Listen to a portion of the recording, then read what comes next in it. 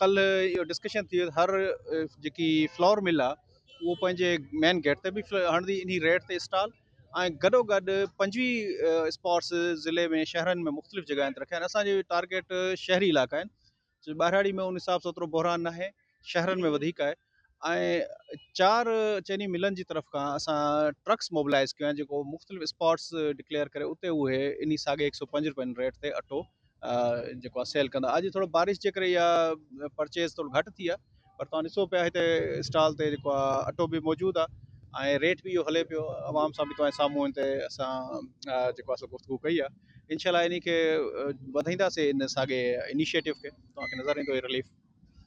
साईं 400 खां वधीक असां वटि जेको रजिस्टर्ड चकियूं आहिनि, 410 आहिनि इनफैक्ट, जिन खे कोटा पर स्टोन उन जो हिकिड़ो फिक्स क्राइटेरिया आहे जेको हिन महीने लाइ इशू थी आहे।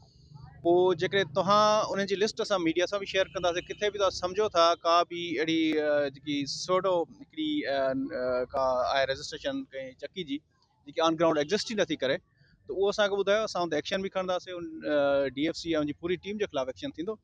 ऐं हीअ जेको तव्हां क्वालिटी जे हवाले सां ॻाल्हि कई, त इन हवाले सां इहो इशू हाईएस्ट लेवल ते सूबे में इन ते डिस्कशन हले पई। कुझु ॾींहं पहिरियां असांजे AC साहिबान हिकु अधु इन जे गोदाम जो दौरो कयो, उन में प्रॉपरली हुननि विज़िट कंदे इहो मुशाहिदे में आंदो त कणिक गैर मयारी हुई ऐं कणिक जी जेकी क्वालिटी बि कॉम्प्रोमाइज़ हुजण सां गॾोगॾु क्वांटिटी बि घटि हुई। उहो असां आला इख़्तियारनि खे पंहिंजे एंड तां लिखी चुका आहियूं, छो जो इन ते वरी हिकिड़ो सेपरेट हायरार्की आहे जंहिं इंक्वायरी वेंदी आहे। असां इन्हनि जो आवाम जी तशवीश खां आगाह आहियूं, इन ते कमु कयूं पिया।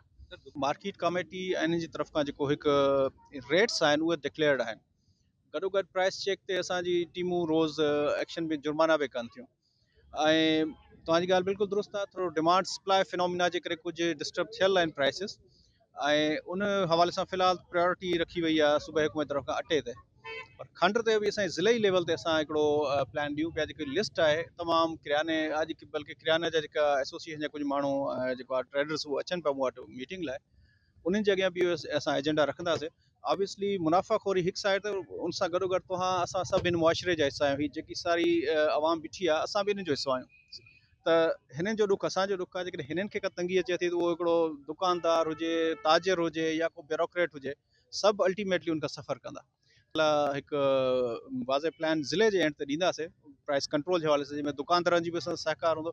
सिविल सोसाइटी खे मां अर्ज़ु रखंदुमि, जिथे बि अहिड़े क़िस्म जी को एनॉमलीज़ ॾिसनि, असांखे निशानदेही कनि। निशानदेही खां पोइ एक्शन करणु असांजो कमु आहे। आल्दो की असांजी टीमूं वेंदियूं रहनि थियूं, पर जेकॾहिं को निशानदेही जेकी ऑफ द रिकॉर्ड थिए थी, उहा वधीक इफेक्टिव साबित थींदी आहे।